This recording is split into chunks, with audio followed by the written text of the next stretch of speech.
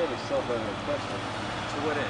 Yeah, that's actually what is most pertinent for today. We are going to have this event on the 15th when we'll get into some things in greater detail. But what this is about, it's really an entry in a new wind market niche. And what I think your readers would like to understand is what that different niche is and what its potential is, and the need for it is in the world. What's important about this design is technically it's called a vertical access wind turbine, and because of its shape, it's got a helical blade. And you can see inside the case, the transparent blade there is in the shape of a helix, something like a DNA molecule. And then it has a fixed airfoil. There are two vertical pieces that don't quite connect up with the ring up at the top. Those two vertical pieces are called airfoils.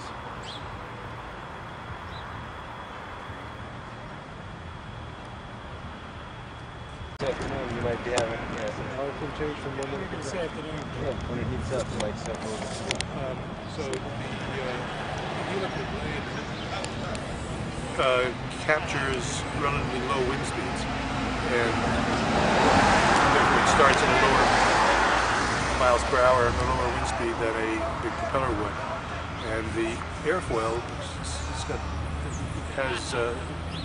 makes the turbine perform better when the wind speeds get up.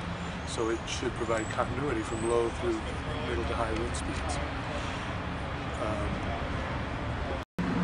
Now, when I said before that the small wind industry is a small industry, it's because it's distributed generation. That is, it's generation right near the user, but the users aren't in those rural areas. They are in the cities or in the suburbs where construction has been built up.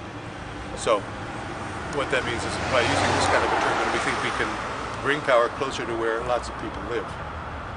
And that's why we think this is a big market. It's a big market also because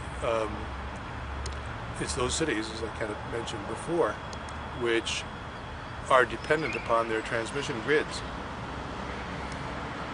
It's difficult to expand the transmission grid into New York City for a host of reasons. And New York City also has a lot of fossil fuel burning generators within its boundaries. So they are caught between the need to ramp up and build and churn out more power through, I think, oil burning generators, or to go through these transmission line expansions, which are slow, or start using distributed generation. And that's why it was recently the mayor called for expressions or proposals from developers of small wind to put wind turbines on buildings. There you go, start to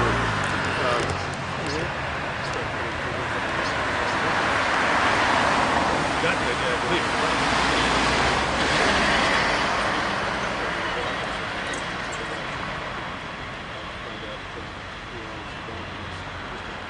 The mayor was really onto something because he knows that the city needs to develop alternative forms of power generation within its boundaries. What this enables building owners to do is to maximize the amount of power that can be generated on the finite space of the rooftop. We envision that this will frequently be installed in hybrid systems along with solar, because if you own a building and you have a roof, which most buildings have, you will want to, and if you want to go renewable, you could put solar or you could put wind. But we suspect that the best thing to do is to put wind and solar, because the best solar panels in the world don't generate power at night, and the best wind turbines don't generate much power like right at this moment when there's no wind. So if you want to really be cranking out kilowatt hours on a rooftop, you kind of want both of these.